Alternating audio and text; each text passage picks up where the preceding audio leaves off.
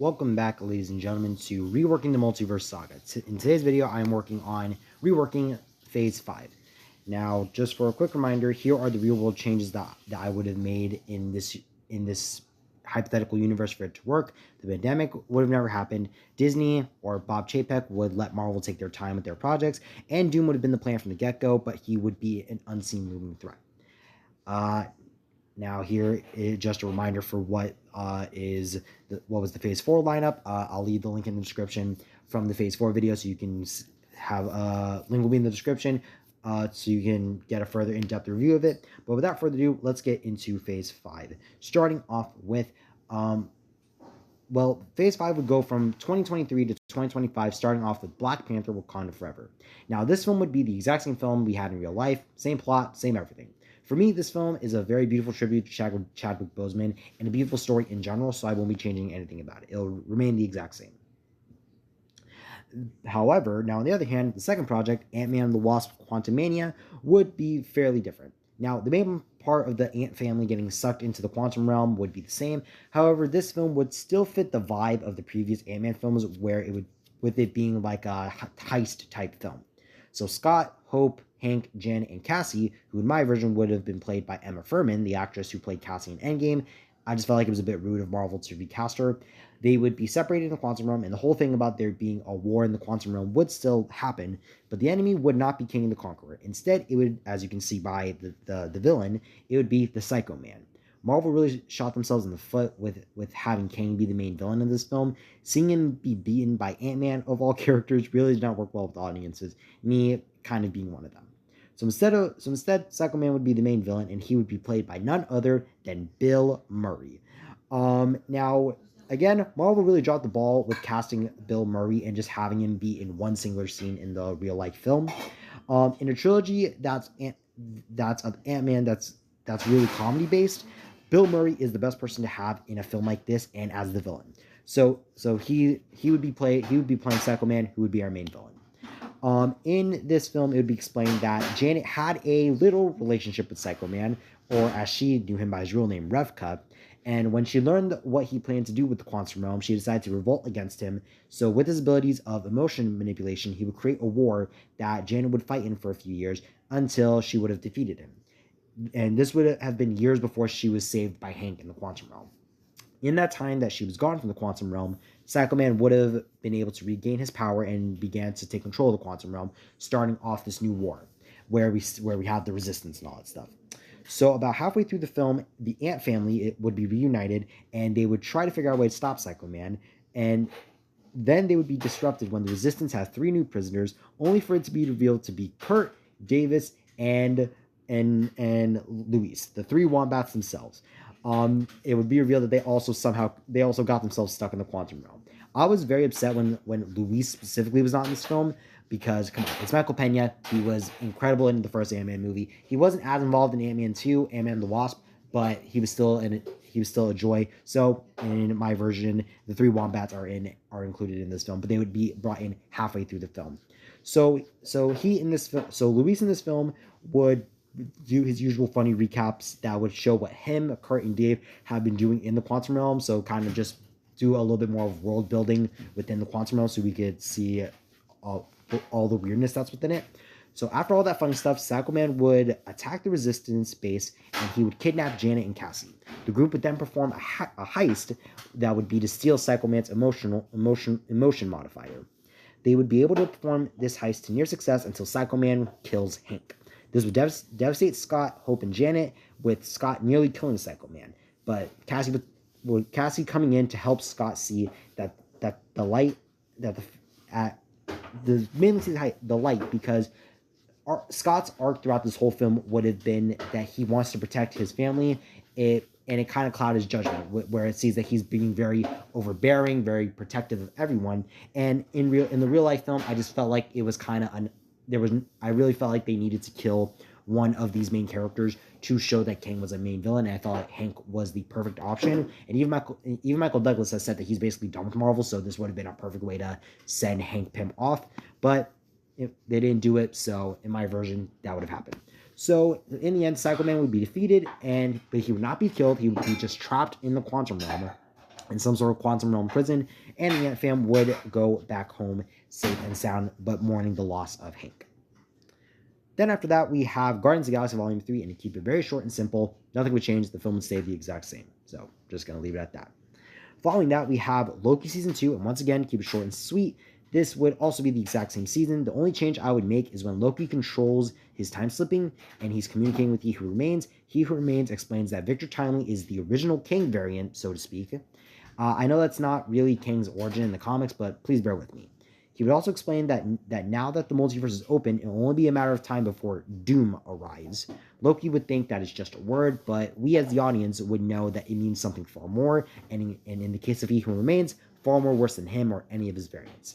But the series would end with Loki becoming the god of stories and him being the protector of the multiversal tree. Then, starting in 2024, we would have Miss Marvel. Now, this show would be, this season, because I don't know if we would get a second season of it, would be 9 episodes long, and it would follow Kamala Khan as she unlocks her abilities and tries to become a hero. The plot would be relatively the same, but I would have Kamala try to balance her new superhero life with her normal life, kind of like how Peter was in Homecoming. They touched upon it a little bit in the actual show, but I just felt like it wasn't dived in deeply enough. The main villains of this show would be the Department of Damage Control, and throughout the season, we would see Kamala use her abilities, learn how to use them, and also take on a few of her rogues galleries like Dreadbot and Kamran, who would be a villain that we would build up to throughout the show. He would start off being nice, but we would also see his powers slowly be unlocked and him trying to figure out how to control it, but go down a more darker path. The show would also explore Kamala's background, as we would also get an episode that would explain how Kamala's family came to the Bengal, also kind of explaining the alien-esque origins, if you want to call it that. The show would end with Kamala being dubbed the hero of Jersey City, and a post-credit scene that would lead directly into her next project, that being The Marvels, or Captain Marvel 2. Now, the main elements from this film from Carol, Monica, and Kamala's powers being entangled to Dar-Ben's plan of trying to resurrect Hala, that would all be the same. The main things I would add to the film would be more flashbacks to show Carol's relationship with Dar-Ben, as it would be revealed that Dar-Ben saw Carol, or Veers as she was known at the time, as a hero to her. So it would make her hatred for Carol even more personal after she destroyed the Supreme Intelligence. Another thing that would change is that it would be revealed that Carol was able to find Talos and his people a new home. So when Dar-Ben basically destroys Emperor Droges' new Skrull home, Talos would allow them to come to their new home. But one Skrull named Gravik would not be okay with this and would blame Carol for all that happened, siding himself and a few other Skrulls with Dar-Ben. So the supporting cast of Fury, Talos, Gaia, Hill, and Kamala's family would try to deal with Gravik's betrayal while also dealing with Goose giving birth to a bunch of baby Flurkins. And as you can tell, I am taking very small elements from Secret Invasion because that show just does not exist in my version of Multiverse Saga. So, like characters like Gravik and Gaia, they are introduced in the MCU, but they are not having that. But they're not really the same characters as they were in Secret Invasion.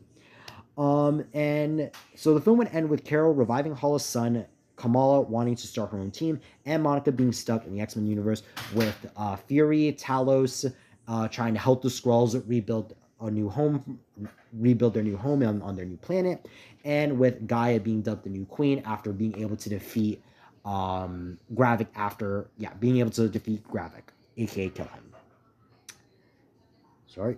Then the next speaking of our next project, we would have Deadpool and Wolverine, which kind of again would be our first rated R project in the MCU, and as I said, would kind of basically be the same film, with it just being explained that when Wade went to the sacred timeline, it was just that when Negasonic reworked Cable's watch, she had achieved it to have the ability to cross into different dimensions or universes.